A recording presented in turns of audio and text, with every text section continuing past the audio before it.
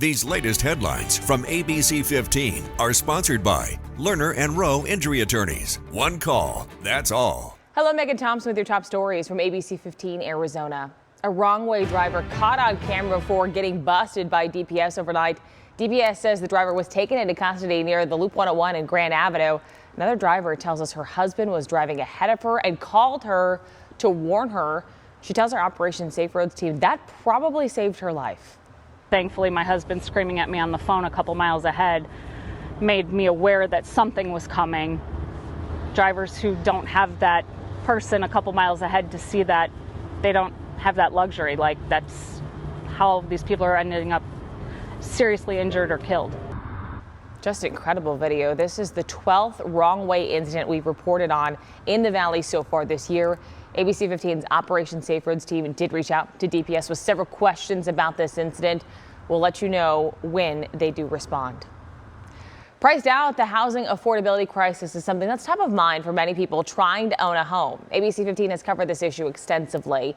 Efforts to build affordable housing around the valley are being made, and legislation like the Casita bill has been created to help Arizonans find more affordable options, even if it means sacrificing the amount of space inside. Consumer reporter John Matarese digs into what homeowners are giving up in addition to space in order to afford a home so you don't waste your money. A decade ago, if you wanted a new home, the question was, did you want big or bigger? But times have changed, and these days the newest trend are slightly smaller homes on smaller lots, but still with the features families want. You have kitchen, living room. Ben Fry is a home builder, putting finishing touches on a new house that looks a little different from typical subdivision homes. Kind of enough space for a bed and your dressers. You're not seeing the sitting rooms in here anymore. The homes in this community are smaller, on much smaller lots. Lots are becoming harder and harder for builders and developers to find. With land and building costs so high, people are getting smarter with the square footage, putting more square foot into the livable space. The National Association of Home Builders says home size shot up in 2021 when the pandemic sparked demand for more space. Since then, though, floor plans have started to shrink. Data from the Census Bureau shows square footage of new housing units is down from about 2,500 square feet in 2021, closer to 2,300 square feet in the first quarter of this year. Home builders are responding to affordability issues. NerdWallet's Holden Lewis says structures like townhomes are cheaper to build and cheaper to buy. You want to buy your starter home, you're kind of forced to start small. Lewis says buyers are giving up perks such as extra windows and garage space. Fry says some buyers are leaving some spaces unfinished. Finishing a little bit of the basement, but not the whole thing.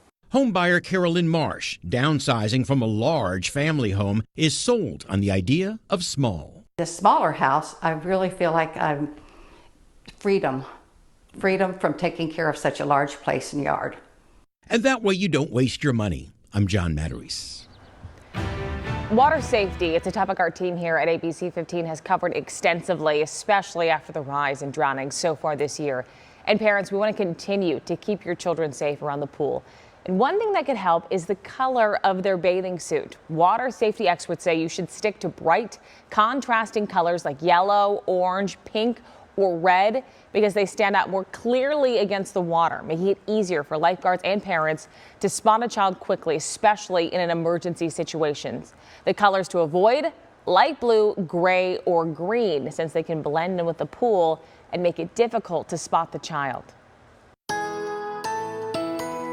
Time now for that most accurate forecast. I'm meteorologist Iris Hermosillo. We are still talking unseasonably high temperatures as we kick off this new week, but temperatures will manage to stay below 110 as we've got a disturbance sitting off to our west, at least for today. 107 for a high in Phoenix again, 105 out at Lake Havasu with highs in the 80s to 90s across northern Arizona. But that ridge of high pressure will expand back over our state Tuesday, Wednesday, and Thursday, bringing a new round of excessive heat warnings. They start Tuesday for the valley, run all the way through Thursday night. They extend into southern and northwest Arizona as well, as we are in for some sizzling hot days, potentially near record days too, especially by Wednesday.